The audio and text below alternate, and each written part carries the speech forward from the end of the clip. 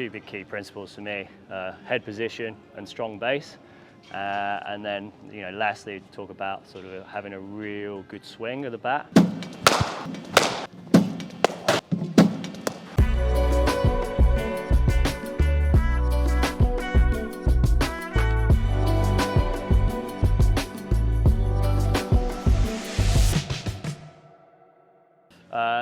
So now we're going to get a bit of power hitting. For me, obviously the game's progressing. You're seeing a lot of people talking a lot more about power hitting. That's something obviously I try and incorporate into my game quite a bit.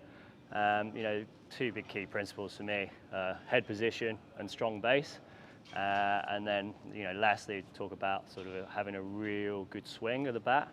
And what I see is generally is guys who sort of want to hit the ball hard, but they want to hit the ball hard from here. So I just try and get my hands as high as they can, and then that, from a nice strong base, still head, that allow me to access where I want to hit the ball. So I'm going to hit a few balls, and hopefully you'll get a good demonstration of what I'm trying to do.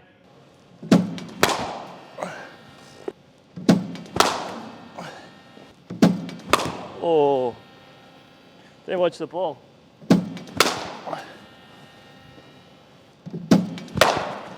Out.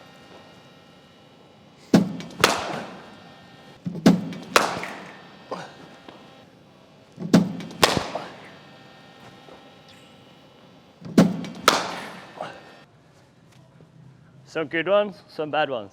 Yes, obviously in that little hit there, a few you absolutely nailed, a few you came across. Anything from a technical perspective that you almost picked up whilst you were actually hitting the ball? Reasons why some got nailed and some didn't go exactly where you wanted it?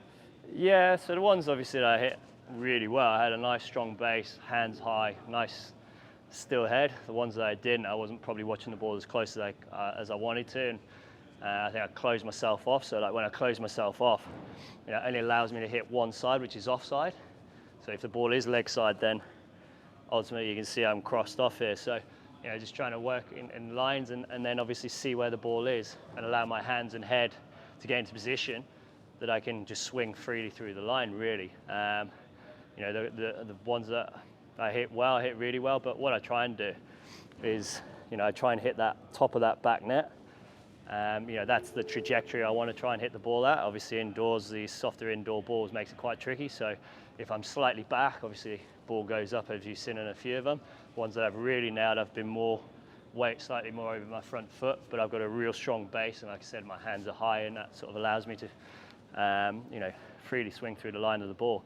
I have my own sort of style. It's a little bit like a golf swing. Obviously that's something that I love playing. So there's sort of a little bit of batting and golf in the same. When you talk about opening up, is that more to do with your feet position, or is it shoulder, or is it something else? Yeah, for me it's like front side. As soon as that front side drops, you can only hit one way. So just really trying to have a real strong front side in here. So it's almost, because my hands are in a great position there on the front side. Wherever that ball goes now, I have the ability to then either swing through the line leg side, or I can turn and let my hands release through the offside. Especially when we're talking about power hitting and want to hit a good strike. As soon as that front side goes and that shoulder goes, I can only hit one way. Obviously, if it's a shorter ball, I'm in a great position, but we just want to be as instinctive as we can be. One of the big things to my batting when I play really well is I'm instinctive. So that allows me to then dictate where I want to hit the ball.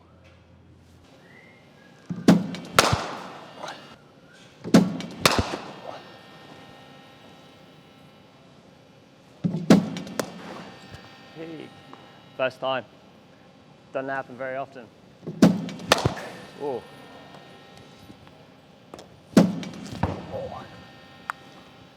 Ambitious. Try to swing way too hard.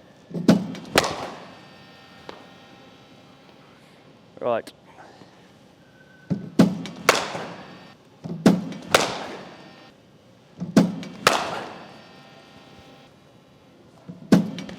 Oh no, too far.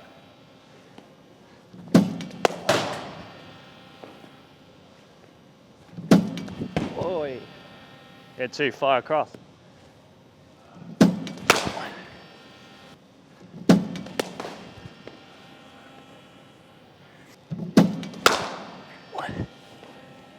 So where does guard position and where you actually stand in the crease come into all this as well when it comes to power hitting?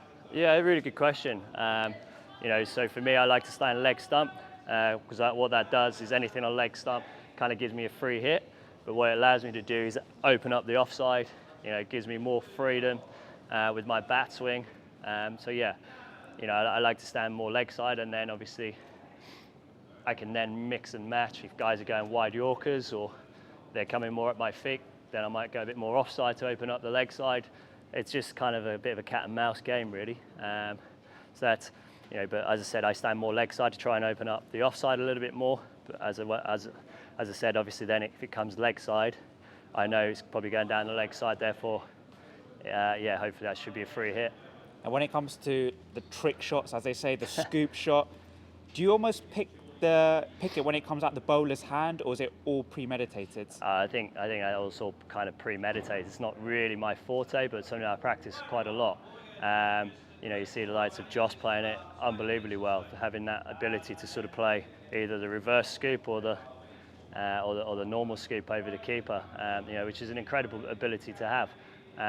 From my perspective, it's something I have to practice really hard. Obviously, I've got a few away there, but I've missed a few.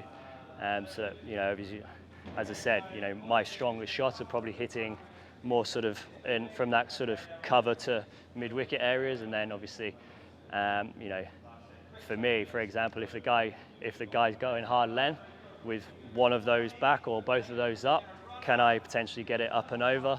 But my first and foremost, I think I can clear the ropes sort of from, as I said, cover to sort of mid-wicket.